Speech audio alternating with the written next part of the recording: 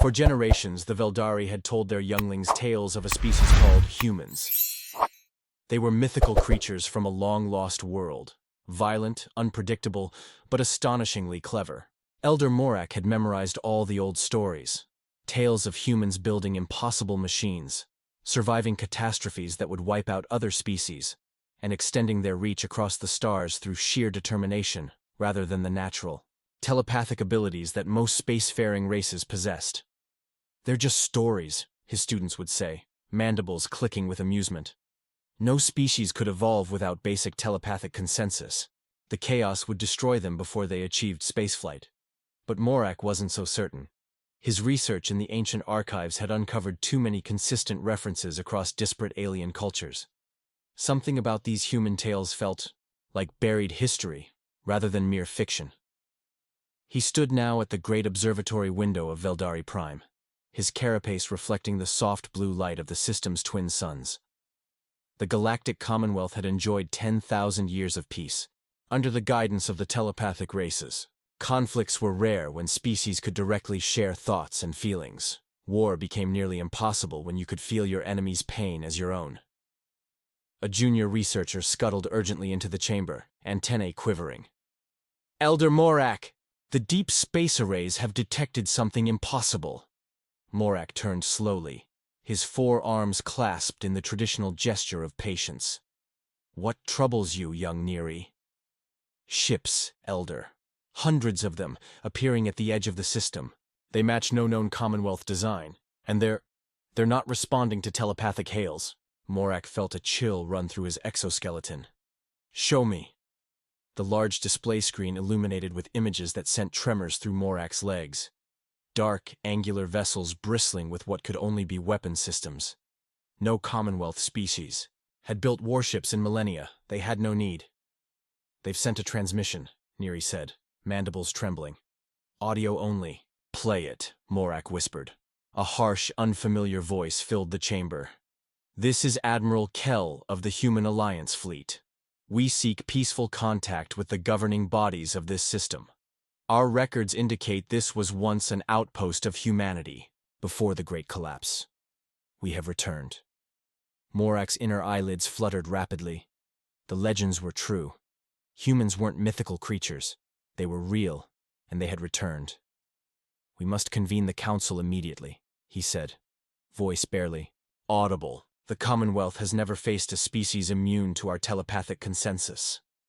As Neri hurried away to send the alert, Morak stood frozen, staring at the images of the massive fleet. The humans hadn't just survived. They had thrived in isolation, building technologies the Commonwealth had never needed. War vessels. The concept was almost incomprehensible to modern Veldari. What kind of species would need such things? What kind of minds could be so isolated, so individual, that they required physical defenses rather than shared understanding? The stories were true, but they had missed something crucial. Humans hadn't just been clever and resilient. They had been dangerous. The Grand Council chamber of Veldari Prime had never contained such frantic energy. Representatives from 12 telepathic species crowded the circular hall, their mental voices creating a cacophony that even the strongest psychic dampeners couldn't fully contain. Elder Morak waited at the center podium as Council Leader Taz called for order. "One at a time," Taz's telepathic voice cut through the chaos. "This is precisely why we have protocols." The chamber gradually quieted. Taz, a tall, willowy being with luminescent skin, turned to Morak. "Elder, you are our foremost historian. What do your archives tell us about these humans?"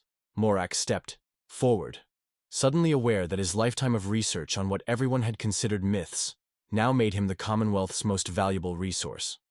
The archives suggest humans evolved on an isolated planet with extreme environmental variations. Unlike our species, they developed without significant telepathic abilities. Instead, they relied on verbal communication and technological advancement. A murmur rippled through the assembly. "Without telepathy, how did they maintain social cohesion?" asked Councillor Vex, her feathered crest rising in confusion. "They developed complex systems of laws, abstract concepts like money, and hierarchical structures of authority," Morak explained. "Most importantly, they possess extraordinary individual intellects. While we share knowledge telepathically, each human must learn independently, creating a species of problem solvers rather than consensus seekers.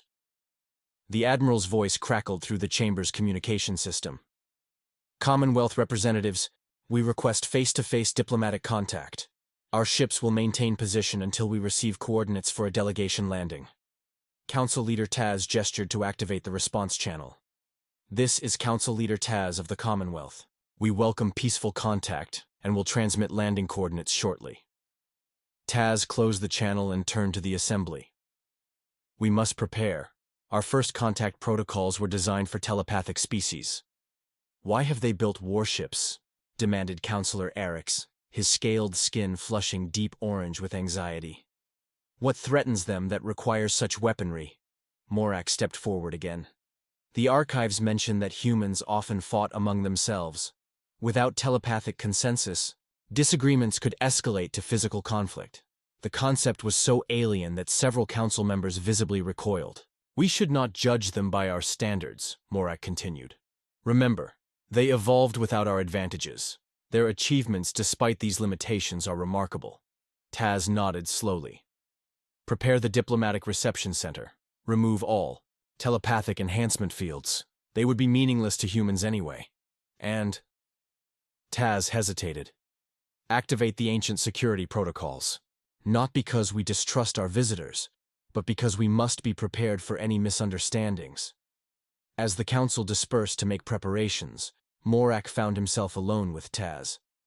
You've studied them your whole life, Taz said quietly. What should we truly expect? Morak's antennae drooped slightly. The legends describe humans as unpredictable, emotional, and fiercely protective of their independence. But they also speak of their capacity for friendship, their curiosity, and their determination to overcome any obstacle. They could be the most dangerous species we've ever encountered, or the most valuable allies. Taz's luminescent skin pulsed with concern. And you believe these warships are merely normal for them? I believe, Morak said carefully, that they come from a reality so different from ours that we must suspend all assumptions. What seems threatening to us may be merely practical to them. Taz sighed, a sound like wind through crystal. Let us hope you're right. Prepare your historical knowledge, Elder. You will join the reception committee. The landing pad shimmered under the midday suns as the human shuttle descended. Its design was utilitarian, all straight lines and functional. Components with none of the flowing organic aesthetics preferred by Commonwealth architects. Morak stood with the reception committee, trying to quiet his racing thoughts, lest they disturb the other telepaths around him. The shuttle settled with a mechanical hiss. After a moment's pause, a door slid open, revealing a ramp. Down it walked 5 figures that, despite Morak's lifetime of research, still shocked him with their alien appearance. They walked on 2 legs, their bodies covered not with natural protection, but with artificial clothing in various dark colors.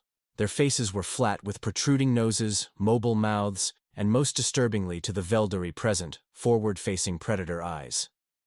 They moved with a fluid grace that seemed impossible for beings without exoskeletons or multiple limbs for balance. One stepped forward, taller than the others, with silver-gray fur on its head. Admiral Kell of the Human Alliance, thank you for receiving us. The words emerged directly from its mouth, the concept so foreign that several Commonwealth representatives flinched. Taz moved forward. Council Leader Taz of the Commonwealth, we welcome you to Veldari Prime. He gestured to a translator device they had hastily programmed from ancient records. Please forgive our surprise. Your kind has passed into legend among our people. The Admiral's face contorted in what Morak recognized from his studies as a smile. Likewise, Council Leader. The telepathic civilizations were considered lost after the Great Collapse. Finding your Commonwealth intact is extraordinary. Another human stepped forward, this one with dark skin and no visible head fur. Dr. Wren, Alliance xenobiologist. I understand our appearance may be unsettling. We can provide biological data to help your people understand us better. Morak couldn't contain himself. I am Elder Morak, historian. I've studied references to humans throughout my life, though many believed you were mythical. The Admiral's eyes, unnervingly direct, locked onto Morak. Not mythical, Elder, just separated. 10,000 years ago, when the hyperlane collapse cut off this sector, humanity's colonies here were isolated. We've spent millennia rebuilding and reconnecting. Your ships, Counselor Eric said, mandibles twitching nervously. They appear to be military vessels. A subtle change came over the humans, a straightening of postures, a hardening of those alien faces. Yes, Admiral Kell said simply. The universe beyond your Commonwealth is not always peaceful. We've encountered threats you can scarcely imagine. Taz gestured toward the reception facility. Please, join us inside. We have prepared refreshments and a more comfortable setting for discussions. As they walked, Morak found himself beside Dr. Wren. You mentioned threats. What kind of dangers exist beyond our borders? The human glanced at him, then at the Admiral, who gave a slight nod. Elder Morak, in the 10,000 years since the hyperlane collapse, humanity has encountered 17 sentient species. 12 were peaceful, 5 were not. 2 of those 5 had technology far beyond our own. How did you survive? Morak asked, genuinely curious. Dr. Wren's face formed what Morak recognized as a grim expression. The same way humans have always survived, Elder. Adaptation, determination, and when necessary, fighting back harder than our enemies expected. Inside the reception hall, the humans stopped suddenly, staring at the massive historical mural depicting the Commonwealth's founding. Dr. Wren approached it, eyes wide. These figures here, these are humans, aren't they? Morak moved closer. Yes. According to legend, humans helped establish the first telepathic alliance before the Great Collapse. They're honored in our oldest histories. Admiral Kell's voice was quiet, but carried throughout the hall. We didn't come just to re-establish contact, Council Leader. We came because we need allies. And because, if our intelligence is correct, you're going to need us too. The reception hall fell silent. Even the background hum of telepathic communication ceased as every Commonwealth representative focused on Admiral Kell's words. What do you mean? Asked Taz, luminescent skin pulsing with concern. Admiral Kell nodded to another member of the human delegation, a compact individual with copper-colored head fur. This is Commander Lin, our intelligence chief. Commander Lin stepped forward, activating a small device. A three-dimensional star map materialized in the center of the hall, highlighting the Commonwealth's territory in blue, and a large red mass expanding from the galactic rim. 3 years ago, our deep space outposts began detecting unusual energy signatures from unexplored regions, Lin explained. We sent probes and eventually reconnaissance ships. What we found was disturbing. The hologram zoomed in on the red territory, revealing images of massive organic-looking vessels and strange architectural structures floating in space. We call them the Void Collective. They're silicon-based life forms with technology integrated directly into their biology. They communicate through quantum entanglement, making them completely immune to telepathic contact. And they consider all carbon-based life to be a resource to be harvested. Elder Morak's mandibles clicked in distress. Impossible. No silicon-based life could achieve such complexity. Dr. Wren shook her head. We thought the same, Elder. But the Void Collective evolved. In the radiation belt of a neutron star, their perception of time, space, and consciousness is fundamentally different from ours. And they're coming this way, Admiral Kell added gravely. Their expansion pattern is clear. The Commonwealth will be reaching their territory within 2 standard years. Council Leader Taz approached the hologram, luminescent tendrils extending from his body to interact with the light projection, a natural ability of his species. If what you say is true, why come to us? Your vessels are clearly built for combat. Our civilization hasn't waged war in millennia. Admiral Kell's expression changed subtly, what Morak recognized from his studies as sadness. We've engaged the collective twice. We lost both times, badly. Our technology isn't advanced enough to counter theirs. But according to our ancient records, the pre-collapse Commonwealth had developed defenses against quantum-based threats. Counselor Eric scoffed, scales flushing orange with skepticism. Stories and legends, like the tales of humans we all dismissed. Yet, here we stand, Commander Lin said firmly. Very real. Very much not a legend. Morak felt a revelation building in his mind. The archives, he whispered. Then louder. The deep archives. The technical specifications from the pre-collapse era are stored in stasis vaults beneath the ancient knowledge temple. I've never had authorization to access them, but if what the humans say is true...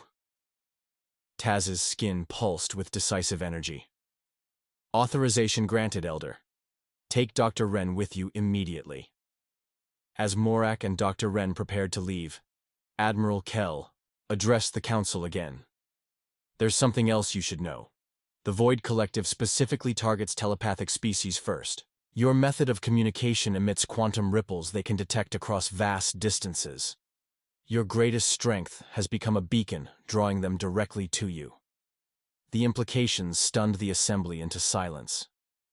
For 10,000 years, telepathic communication had been the foundation of their peaceful society.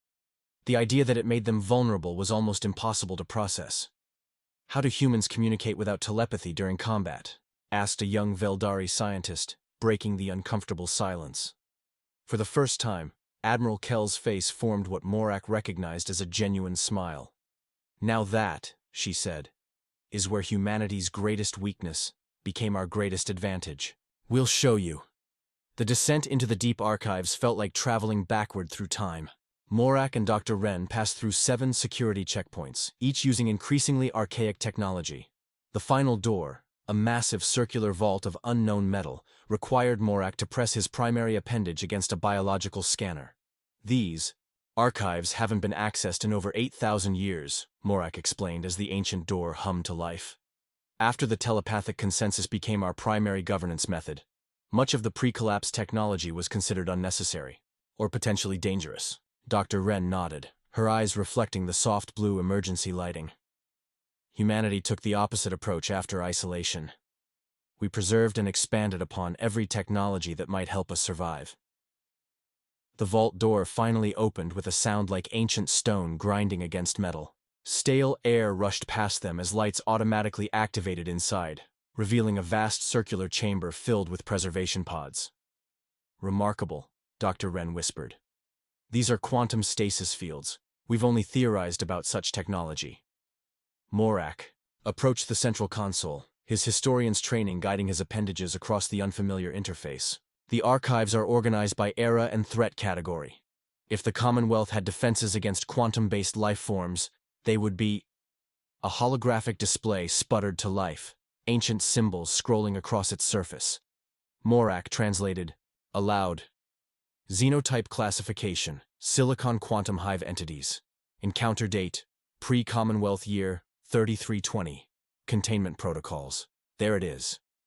Dr. Wren stepped closer, her alien features intense with concentration. Can you access the technical specifications? I believe so. Morak's appendages danced across the console. The system is recognizing my historian's clearance, but these files require additional authentication.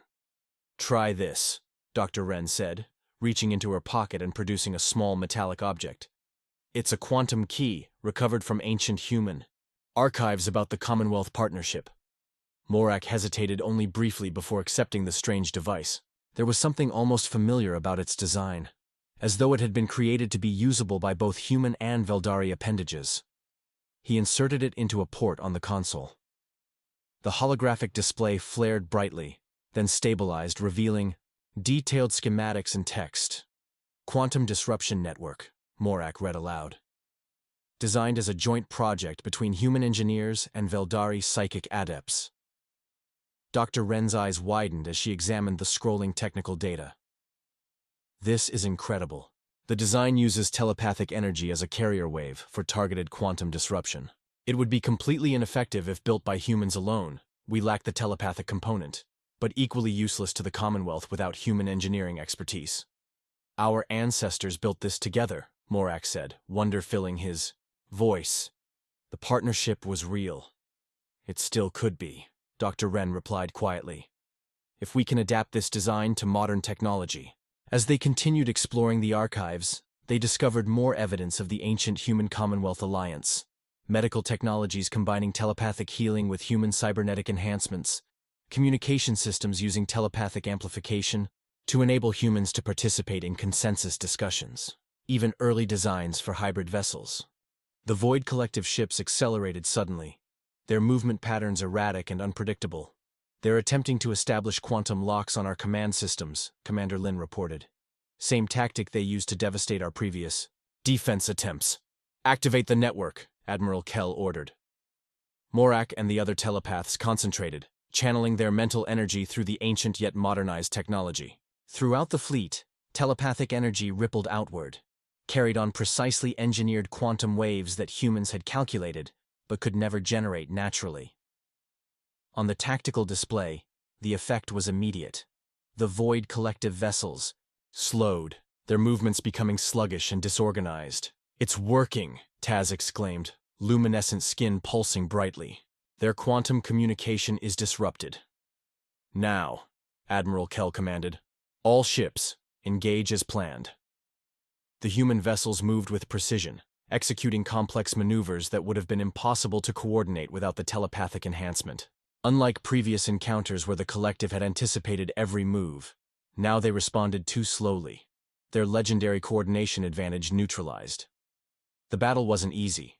2 human ships were lost, and 3 Commonwealth vessels severely damaged. But for the first time, the Void Collective was being pushed back, their technological superiority undermined by the unlikely alliance they faced. When the last collective ship retreated beyond sensor range, the combined fleet erupted in celebration, both verbal and telepathic. In the aftermath, Admiral Kell found Elder Morak on the observation deck, gazing out at the stars. "This was only their advance force," Morak said quietly. "Their main fleet will come." "And we'll be ready," Kell replied. "Today proved what our ancestors knew. Humans and telepaths are stronger together than apart." Morak's antennae dipped in the Veldari gesture of agreement. "For thousands of years, we believed our telepathic consensus was the pinnacle of evolution. We thought those without it were primitive. And we thought those who could read minds would have no understanding of privacy, individuality, or personal choice," Kell admitted. "We were both wrong. Different evolutionary paths," Morak mused. "Different strengths." On the deck below them, human engineers worked alongside Commonwealth scientists, already designing improvements to their hybrid systems. Cultural barriers that had seemed insurmountable just months ago were dissolving in the face of shared purpose. In Dasum, "The old stories," Morak said, "humans were described as stubborn, unpredictable, and impossibly resilient. The younglings thought these were exaggerations." Admiral Kell smiled. "And how do you see us now?" "As proof that evolution finds many paths to greatness," Morak replied. "The Commonwealth's greatest strength was our unity of mind. Humanity's greatest strength was born from the very thing we thought was your weakness, your isolation from each other, forcing each individual to become adaptable and innovative." Below them, a human scientist laughed at something a young Veldari said, the sound echoing through the deck. It was a sound that had been absent from Commonwealth ships for 10,000 years. "Perhaps," Kell suggested, "that's the real lesson here. Not that humans are special, or that telepathic species are advanced, but that different challenges create different kinds of strength, and sometimes those differences are exactly what's needed." Morak's mandibles clicked in what the Admiral had learned was amusement. "So the old stories were wrong after all. Humans weren't magical beings with impossible abilities. Just ordinary creatures adapting to survive," Kell agreed. "Like everyone else." "Maybe," Morak said, watching the stars. "That's what makes the best stories true."